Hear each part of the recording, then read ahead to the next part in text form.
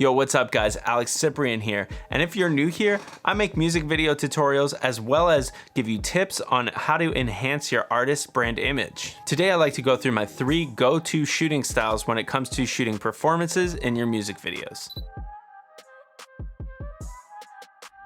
Shooting a straight up artist performance video can be a quick way to dip your toe into the music video world. Performance sections are in almost every video, so getting those fundamentals down is really crucial to your success. For me, it's helped develop my craft as a cinematographer, and it's allowed me to become more confident in making my artistic decisions. With the performance shots, I think you can really simplify the movements, especially if you're shooting just one artist. This is why I have my 3 go-to motions to make sure I have enough for the edit. First off, I'd like to quickly touch on a few of the gear choices that I use. So when I shoot music videos, I stick to just 2 stabilizers, a gimbal and then handheld. I just don't mess with those like tripods or sliders or any of that when I'm shooting a music video. I just want all my takes to be really quick, and I want to just be able to change my setups as quick as possible. This means I'm also planning my shots to be as efficient as possible. I also just typically stick with 1 lens. Get a decent zoom lens that's fast. Bonus points if it has a fixed aperture. I like my Sigma 18-35 f1.8 on my GH5. Okay, so let's talk about setup number 1. I like to start my shoot off with wide shots using my gimbal. I like to set up the wide first because then I can see what should and shouldn't be in my frame,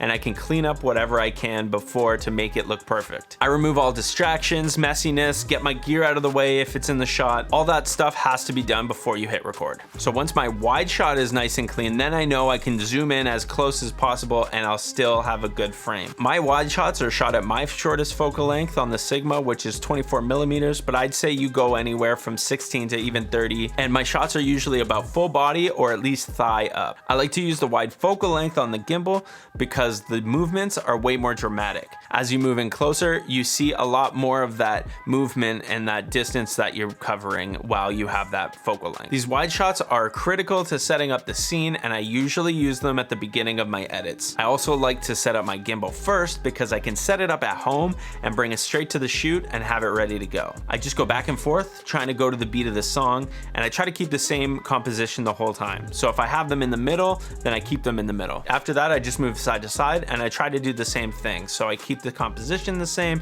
and I just try to keep moving to the beat of the song. It also helps to get that parallax motion where the background looks like it's moving faster than the subject, and you do this by keeping the subject in the middle of the frame, but you don't necessarily go side to side, you kind of curve around them. I just repeat these motions and try to get at least 2 takes of these. If I got some time, then I like to just zoom into my focal length and do the same thing and get another take. So now let's talk about my gimbal setup. I use a Crane 3 Lab with a follow focus and a monitor. The biggest perk of this gimbal is the quick release plate that I installed on the top. It allows me to set everything up and quickly remove my camera if I need to. The only negative to this current workflow is that I only have 1 monitor, so I have to take it off of my gimbal to put it onto my camera. Which brings me to my next setup, the handheld setup. Okay, so for handheld, the weight is the key. And you don't necessarily want that like digital shakiness, you still want something that moves kind of like a cinema camera would. And having a nice big lens like the Sigma also helps to give it a little bit more weight and to give that same kind of movement that you're looking for. This just lets me grip my camera nicely and allows me to focus and zoom and change all those things on the fly. Also, having IBS,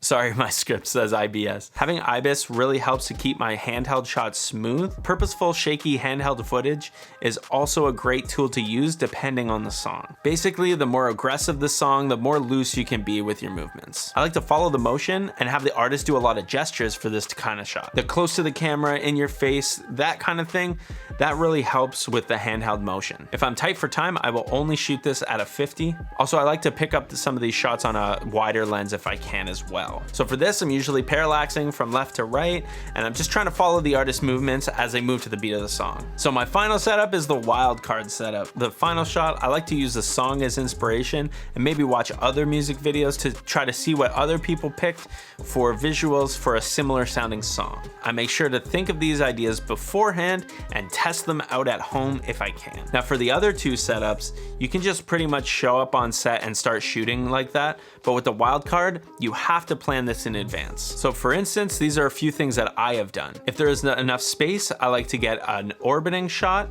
or some follow shots. Here I'm just in a car as it's driving and I'm following Adam as he's walking towards me. I've also used ideas like headlights to illuminate the scene. See, it can be something super simple, just something that hasn't been seen too often. And also I've used this super cool vortex mode on my gimbal. It pushes the envelope with that trippy vibe that this video already had. So personally, my calling card is adding a whip or a fade transition to my footage. It gives me my look and something that I just like to add to most of my videos. You can check out my video linked in the cards to see how I pull this off. If there's something that you find yourself already adding into your videos, just lean into that and keep shooting with that in mind. It will then give all your productions a sort of stamp or like a style. It helps me to have a nice go-to back pocket idea that people end up knowing me for. So just make sure it's something that's not too hard to repeat and it's versatile enough that it can fit in almost every video, but also don't be afraid to leave it out if it doesn't fit your video's theme.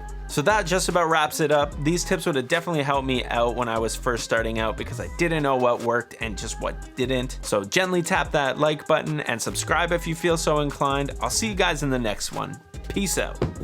It says peace out. And peace out, dude.